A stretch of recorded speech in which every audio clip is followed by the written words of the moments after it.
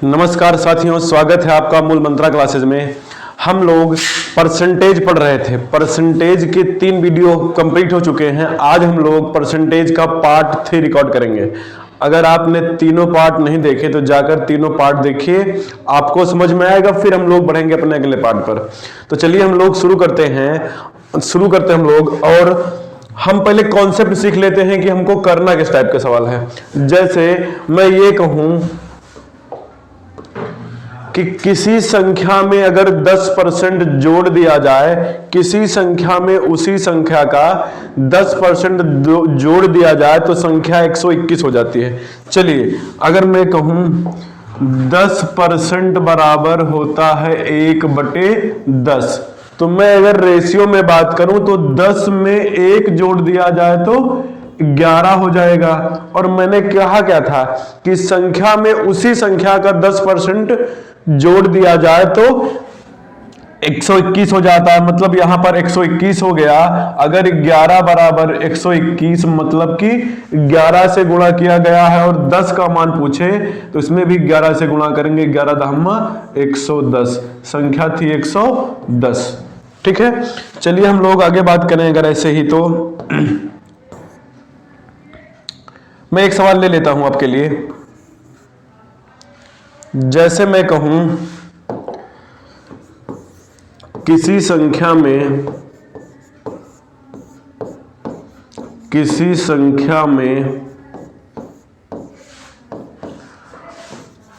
उसी संख्या का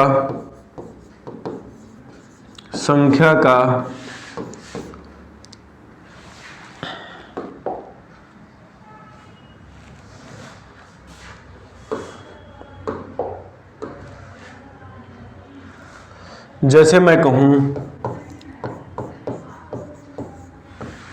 किसी संख्या में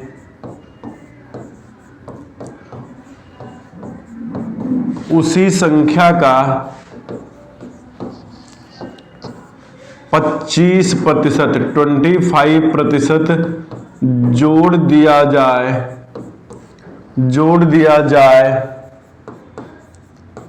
तो 75 प्राप्त होता है।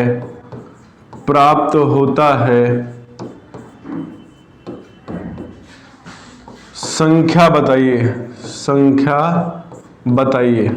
ठीक है, यही क्वेश्चन है। सवाल यह है कि किसी संख्या में उसी संख्या का 25% जोड़ दिया जाए तो 75 प्राप्त होता है। आपको पता है कि 25% होता है 1/4, मतलब कि 25% होता है 1/4, मतलब 4 में 4 का ही 25% जो कि 1 होता है उसे को जोड़ दिया जाए।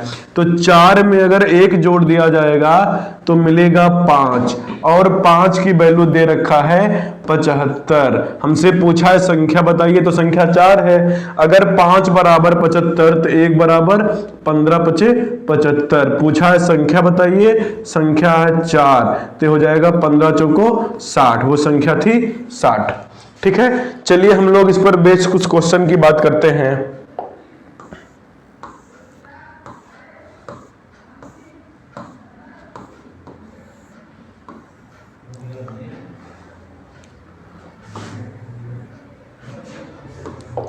शुरू करें हम लोग। तो पहला ही सवाल है, चलिए हमारा पहला ही सवाल है कि किसी संख्या में उसी संख्या का 12.5% जोड़ दिया जाए तो संख्या 954 प्राप्त होती है। वह संख्या बताइए। चलिए हम लोग अगर शुरू करें सवाल को सॉल्व करना।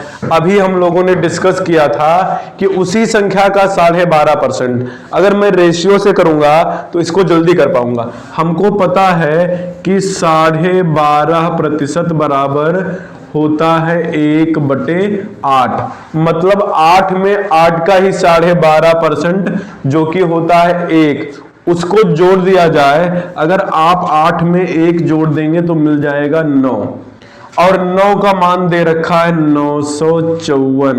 तो अगर मैं 1 का मान निकालना चाहूं तो 9 1 कम 9, 5 में 9 का भाग जाएगा नहीं तो हम लोग 0 उतार लेंगे तो हो जाएगा 9 छंग 54, 1 बराबर 143।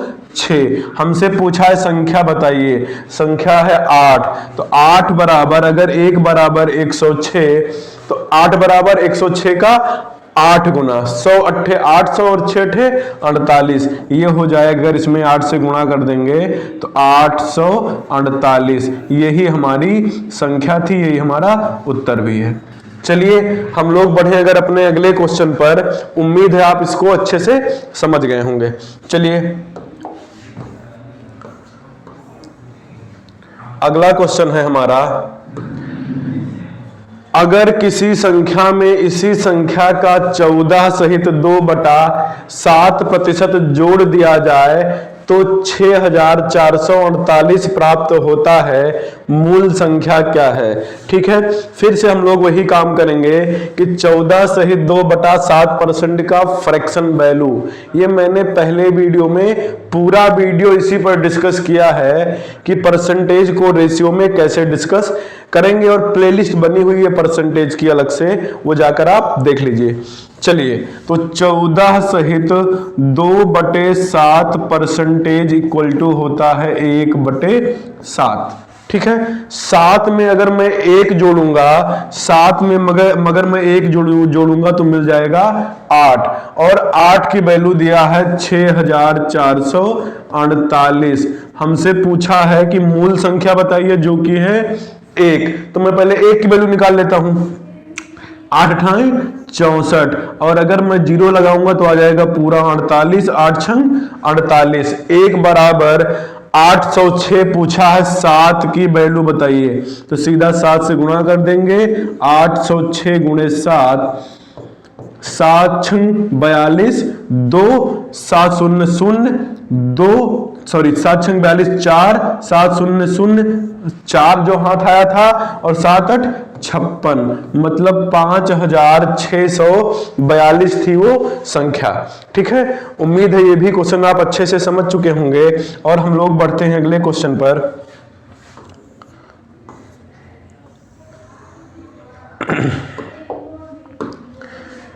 एक संख्या में इसी संख्या का 36.5% कम कर दिया जाए तो संख्या 7264 हो जाता है, वह संख्या बताइए। चलिए इसमें थोड़ा सा करेक्शन है, ये जो 36.5% है ये वास्तव में है 37.5% कम कर दिया जाए। ठीक है, और ये 7064 है 7275। ठीक है, इसको आप करेक्ट कर लीजिएगा, क्वेश्चन यही एक गलती से टाइप हो गया था। ठीक है, चलिए अगर हम लोग सॉल्व करना शुरू करें, सवाल ये बोल रहा है कि एक संख्या में इसी संख्या का 37.5% कम कर दिया जाए, तो आपको पता होगा कि 37.5% इक्वल टू होता है 3/8, मतलब कि 8 पर 3 कम कर दिया जाए। 8 पर अगर आप 3 कम कर देंगे तो मिलेगा 5, और कम करने पर हमको मिल रहा है 7275, 7275। ठीक है, कम करने पर मुझे मिल रहा है 7275। पूछ रहा है वह संख्या बताइए, आपको पता है संख्या 8 है, तो अगर मुझे 5 का वैल्यू पता है तो मैं 1 की वैल्यू निकाल लेता हूं। 1 की वैल्यू होगा 5 एकम 5 बचेगा 1, 5 एकम 5 बचेगा 2, हो जाएगा 22, 5 चौक 20, 2 पचहम 25 और पचहम 25, 1455, और 8 की वैल्यू चाहिए तो सीधा 8 से गुणा कर देंगे। 1455 गुणे में 8, 8 पंचे 40, 8 पंचे 40, 4 44, और 8 चौक 32, 4 36, और 3 8 एकम 8 3 11, संख्या है 11640। ठीक है, ये भी आप अच्छे से समझ गए होंगे। हम लोग बढ़ते हैं अपने अगले क्वेश्चन पर, और अगर किसी भी क्वेश्चन में आपको कोई दिक्कत है, समझ में नहीं आया है, तो आप कमेंट करिएगा, मैं कमेंट बॉक्स में उसका जवाब दूंगा कि आपको कहां दिक्कत हो रही है और ये इसका सही जवाब है। चलिए ठीक है, हम लोग बढ़े मित्र अगले क्वेश्चन पर। अगर किसी संख्या में 16 जोड़ दिया जाए तो वह 16 सहित 2/3% बढ़ जाती है। नई संख्या बताइए। चलिए करने की कोशिश करते हैं। अगर किसी संख्या में 16 जोड़ दिया जाए तो 16 सहित 2/3% बढ़ जाती है। तो मुझे पता है कि 16 सहित 2/3% होता है 1/6।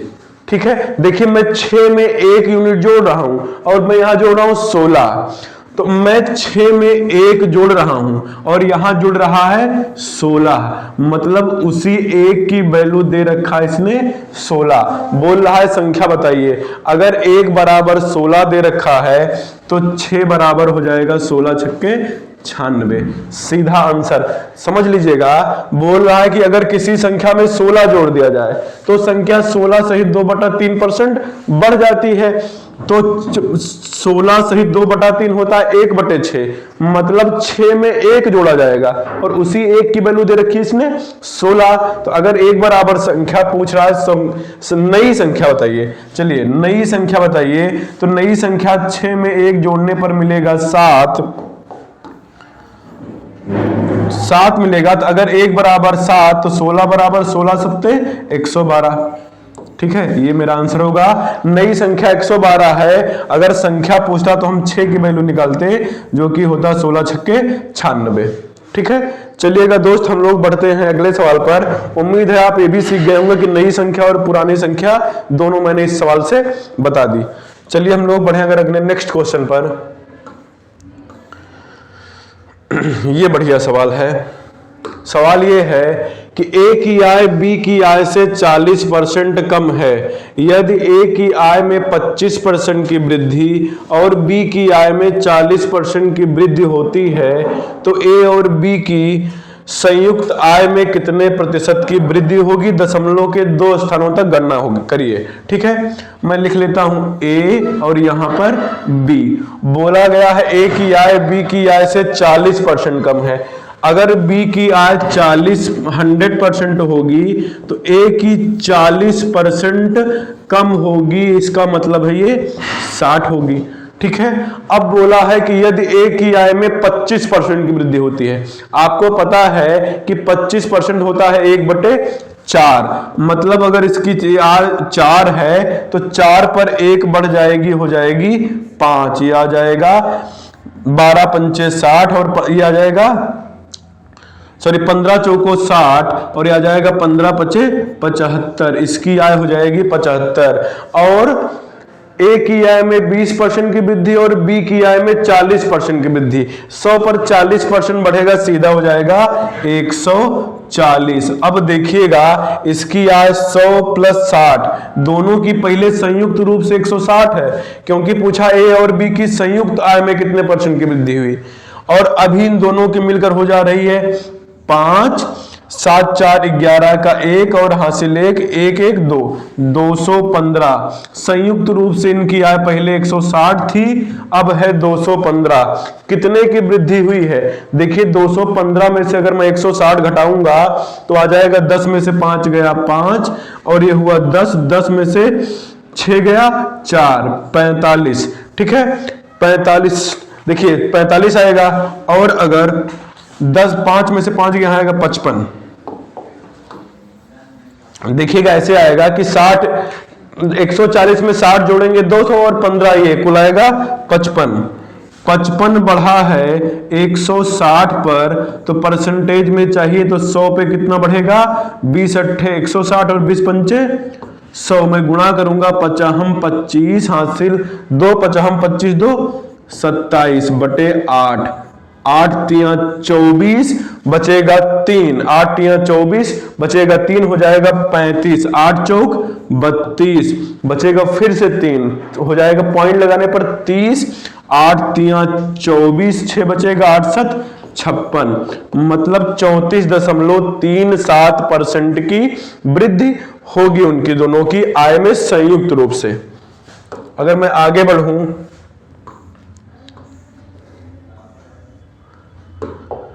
सवाल ये है कि मोहन अपनी आय का 33.33% मकान के किराए पर, शेष आय का 20% बच्चों की पढ़ाई पर, फिर शेष का 75% अन्य खर्चों पर, कार्यों पर खर्च करता है, उसके बाद वह 320 रुपए प्रति माह बचाता है, तो उसकी मासिक आय क्या थी।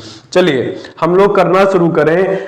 मोहन अपनी मासिक आय का 33 सहित 1/3% किराए पर, मुझे नहीं पता कि उसकी मासिक आय कितनी है, तो मैं अपने तरफ से मैं मान लेता हूं कि उसकी मासिक आय x थी, और मासिक आय का 33.33% मकान किराए पर, तो 33.33% होता है 1/3। यहां दे रखा है बचत कि उसके बाद 320 रुपए की बचत करता है, तो मैं शुरू से बचत ही निकालना चाहूंगा।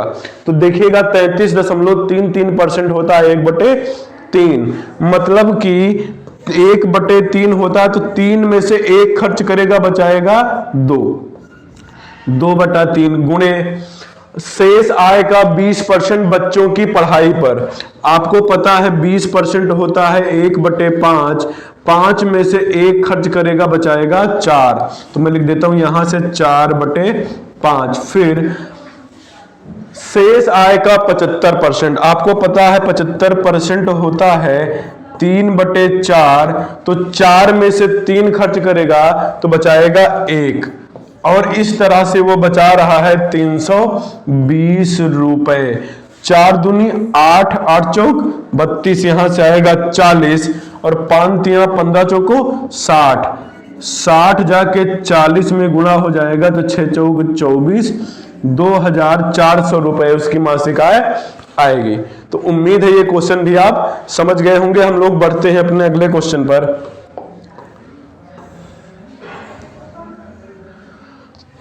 सेम वैसा ही सवाल है कि एक व्यक्ति अपनी आय का 60% भोजन पर, शेष बची राशि का 40% बच्चों की शिक्षा पर तथा शेष का 5% भोजन पर खर्च करने के बाद 34,200 रुपए बचते हैं, उसकी आय क्या थी।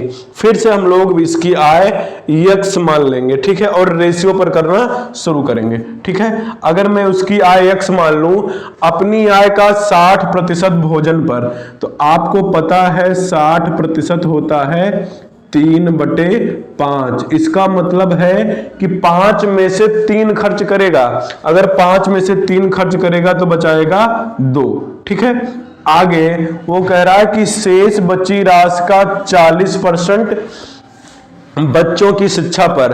आपको पता है कि 40% बराबर होता है 2/5। इसका मतलब 5 में से 2 खर्च करेगा तो बचाएगा 3, ठीक है, 5 में से 3 बचाएगा। आगे है शेष का 5% भोजन पर। एक चीज बताइएगा दोस्तों, 5% होता है 1/20। इसका मतलब है कि 20 में से 1 खर्च करेगा तो बचाएगा 19, 20 में से 19 बचाएगा, और इस तरह से फाइनली उसका बच रहा है 34,200 रुपए। उसका बच रहा है 34,200 रुपए। अब मैं इसको अगर कैंसिल करना चाहूं तो 3 से मैं काटूंगा, अगर 3 1 कम 3, फिर 3 1 कम 3, 1 बचेगा, 3 चौक 12, 19 छक्के 114 होता है, यहां से बचा 6, और अगर मैं 2 से काटूंगा तो आ जाएगा 300। अब इधर से बच रहा है x बटे 25 दूना 50, 25 दूना 50, मतलब 5 गुणे 5 गुणे 20, और ये बच रहा है 300। 25 दूना 50, ये आ जाएगा 500 गुणे 300, 5 तिया 15, 2 जीरो इसका 2 जीरो इसका, मतलब उसकी आय आ जाएगी 15,000 रुपए, ठीक है। 2 जीरो इसका 2 जीरो इसका 4 जीरो, 1,50,000 उसकी आय आ जाएगी। अगर हम लोग, उम्मीद है ये आप अच्छे से समझ गए होंगे, ठीक है। चलिए इस क्वेश्चन में दिक्कत है, डेटा इसका सही नहीं है, तो मैं इसका अगले क्वेश्चन में ये वीडियो करा दूंगा। इसका डेटा गलत है, थोड़ा सा ये भी गलत है, पूरा सुधरवाना पड़ेगा। इससे अच्छा ये क्वेश्चन मैं अगले वीडियो में आपको सॉल्व करा दूंगा। चलिए हम लोग बढ़े अगर अपने क्वेश्चन, अगले क्वेश्चन पर। राम अपने वेतन का 40% भोजन पर, 20% घर के किराए पर, 10% मनोरंजन पर और 10% यातायात पर खर्च करता है। यदि महीने के अंत में उसकी बचत 1500 रुपए है। एक चीज का थोड़ा सा ध्यान रखिएगा, जिस क्वेश्चन में अगर वो शेष आय का बचने को कहता है तो उसमें हम लोग घटाते जाते हैं, रेशियो से करते जाते हैं।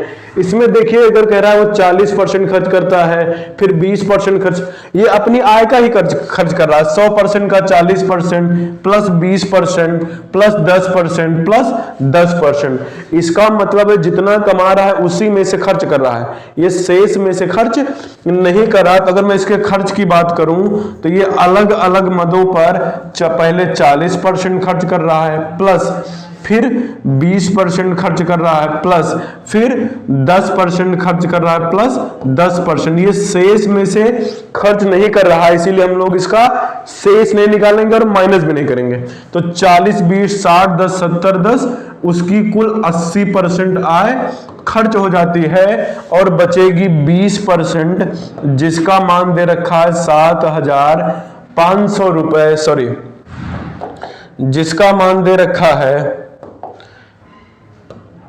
20%, जिसका मान दे रखा है 1500। हमसे पूछा है उसका मासिक वेतन कितना है, तो मासिक वेतन होता है 100%, 20 पंचे 100 और 15 पचे 75 आएगा और 2 जीरो, ये उसकी मासिक आय 7500 रुपए है। इस बात का ध्यान रखिएगा कि जिसमें शेष होगा वो रेशियो लगा के घटाते जाएंगे और जिसमें ऐसा डेटा होगा तो सीधा सीधा जोड़ लेंगे, क्योंकि वो कहीं भी शेष की बात नहीं कर रहा है। चलिए अगर मैं बढ़ूं अपने अगले क्वेश्चन पर।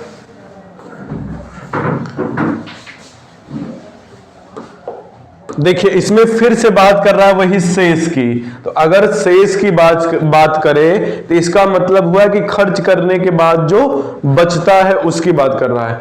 तो मैं अगर कहूं कि रवि अपनी आय का 20% बड़े बेटे को और शेष आय का, जो मतलब शेष बचती है उसका 30% छोटे बेटे को देता है, शेष राशि का 10% एक ट्रस्ट को दान कर देता है। अब उसके पास 10,080 रुपए शेष हैं, तो उसकी आय क्या है। चलिए अगर मैं करना शुरू करूं तो मैं मान लेता हूं उसकी आय x है और वह 20% बड़े बेटे को, 20% की वैल्यू आपको पता है 20% होता है 1/5, मतलब 5 में से अगर 1 अपने बड़े बेटे को दे देगा तो इसके पास बचेगा 4। अब ये बचा हुआ है, इस बचे हुए में से 30% छोटे बेटे को, आपको पता है 30% होता है 3/10, 30% होता है 3/10। इसका मतलब है कि 10 में से 3 छोटे बेटे को दे देगा तो बचेगा इसके पास 7/10। फिर शेष राशि का 10% होता है 1/10, मतलब 10 में से अगर एक ट्रस्ट को दे देगा तो उसके पास बचेगा 9/10 और शेष बच रहे हैं उसके पास 10,800 रुपए, 10,080 रुपए उसके पास बच रहे हैं। अगर मैं इसको सॉल्व करूं, देखिए 9 से मैं करूंगा तो 9 1 कम 9, फिर से 1 बचा हो गया 10, 9 1 कम 9 और 1 बचा 9 दूनी 18। अगर मैं 7 से भाग करूं तो 7 1 कम 7 बचा 1, सॉरी 7 1 कम 7 बचा 4, हो गया 42, 7 छंग 42। यहां से बचा 160, 7 1 कम 7 बचा 4, 7 छंग 42, 160 और मैं इस 4 से भाग करूंगा, 4 चौक 16, 40। अब x बराबर 10 दहामा 100 पंचे 500 और गुणे 40, 4 पंचे 20, 2 जीरो ये 1 जीरो ये, कुल लग जाएगा 3 जीरो, मतलब कि उसके पास कुल 20,000 रुपए की आय थी। उम्मीद है ये क्वेश्चन भी आप समझ गए होंगे, और जहां भी बात समझ में नहीं आ रहा है आप कमेंट बॉक्स में कर दीजिएगा, उसको बोल दीजिएगा, मैं आपको सॉल्व करके फिर से भेज दूंगा। ये आपके लिए बहुत जरूरी है। चलिए अगर मैं बढ़ूं अपने अगले क्वेश्चन पर, सवाल ये है कि ए की आय बी की आय से 40% अधिक है। ये क्वेश्चन हम लोग सॉल्व कर चुके हैं, ठीक है। ये क्वेश्चन एक बार सॉल्व किया जा चुका है, तो ये मैं आपको होमवर्क क्या आप इसको अब फिर से कर लीजिएगा, क्योंकि ये क्वेश्चन पीडीएफ के शुरुआत में हम लोग कर चुके हैं। तो ये क्वेश्चन आप बिना उसको देखे इसको सॉल्व करिएगा, ठीक है। और आप कमेंट करके बताइएगा तुरंत ही कमेंट बॉक्स में कि इसका आंसर क्या रहा, बिना पुराने क्वेश्चन पर गए। चलिए अगर मैं अगले क्वेश्चन की बात करूं, सवाल यह है कि किसी संख्या में पहले 40% की वृद्धि हुई, फिर 25% की कमी हुई, फिर 15% की वृद्धि हुई और उसके बाद 20% की कमी हुई। संख्या में हुई वृद्धि शुद्ध वृद्धि या कमी का प्रतिशत बताइए। ये मजेदार सवाल है। चलिए करना शुरू करते हैं। और आप सबको पता होगा कि कोई भी चीज अपने आप में 100% होती है। तो मैं मान लेता हूं कि संख्या 100% थी। अगर संख्या 100% थी तो पहले संख्या में 40% की वृद्धि, आपको पता है 40% होता है 2/5, तो 5 पर 2 की वृद्धि हो जाएगी, संख्या में हो जाएगा 7/5। फिर से बोल रहा है कि 25% की कमी, 25% बराबर होता है 1/4, मतलब 4 पर 1 की कमी होगी तो हो जाएगा 3/4। अगर मैं अगली बात देखूं तो कह रहा है फिर से 15% की वृद्धि, तो 15% होता है 3/20। ये पहले वीडियो में मैंने डिस्कस कर लिया है। 3/20 मतलब 20 पर 3 की वृद्धि होगी, हो जाएगा 23/20। फिर बोल रहा है उसके बाद 20% की कमी, 20% बराबर होता है 1/5, 5 पर 1 की कमी होगी, हो जाएगा 4। और मैं इसी को सॉल्व कर लूं तो मेरा आंसर आ जाएगा, ठीक है। चलिए करना शुरू करते हैं हम लोग। अगर देखिएगा तो 4 से 4 खत्म, 20 पंचे 100 से 100 खत्म, यहां बच रहा है 5 और यहां 7, 23 और 25। चलिए मैं अगर भाग करूं तो हो जाएगा 23 गुणे 3, ये होता है 69 × 7/5। मैं 5 से भाग करूंगा तो 5 × 5 या होता है 13 × 5 = 65, बचेगा 4। और अगर मैं 4 से भाग करूंगा तो जाएगा 8 बार, 8 से 56 का 6 हासिल 5 और 13 से 91, 91 5 96, आ गया 96.6। संख्या 100% थी, मुझे मिला 96.6। इसका मतलब है कि 3.4% की कमी आएगी शुद्ध रूप से, ठीक है। ये आप बड़ा अच्छा सवाल था, उम्मीद है आप इसको समझ चुके होंगे। चलिए हम लोग बढ़ते हैं अपने नेक्स्ट क्वेश्चन पर। एक सवाल और है कि एक संख्या में 30% की वृद्धि हुई, फिर 25% की कमी आई और फिर 20% की वृद्धि हुई। संख्या में कितने प्रतिशत की शुद्ध वृद्धि या कमी हुई? फिर से वही हमको पता है कि कोई भी संख्या अपने आप में 100% होती है, ठीक है। अब पहले बोल रहा है संख्या में 30% की वृद्धि। आपको पता है कि 30% होता है 3/।